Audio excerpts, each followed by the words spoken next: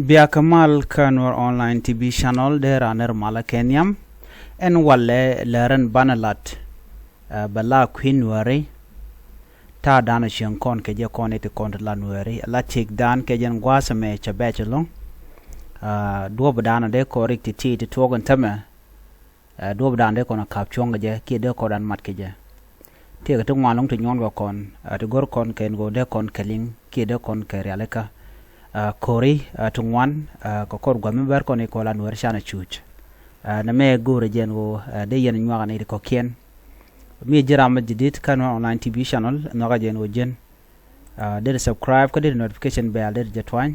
ko mete ga ler mi ci bare da chwa mala shuba je nuere te kon ka ngap dop mi ci roda tak niam dan ngap dop mo chere ko mi jenu ngok duop wi niam bio jegno tega mi ci block ki obstacle ki duo mi chong niam do mi pen jio de ru ku jemi ajana dana to content la nuer community kelu gore je en wo dara te kamat de board yalten content lonyo kon de ke jako bi ketel ki de ko go kon man na kon tel kon man chal ke e ngat ke run ngat ko run ban le tigi ting ma gwa teleja kon la kon sherke wala karwade na mo jenda na langa kon long a jor mede kon kementual ke hop ngat meteniam mekenben mede kon ka ngat meteniam ngat kon ware dara gwalong chet ko de kon te ka plan ni ki cher te de kon kalat ka gwadan ngoniam ke jen gwazmen tama de jogno de to kon ka ngep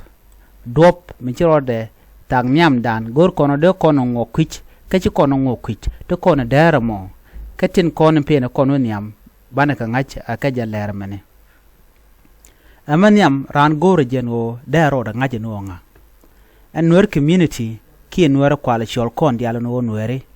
ano gor jeno broda ngache no ala lo de lengu ke jen tekeme ki be tegidi chane ngaje no ke jen gwasmen tama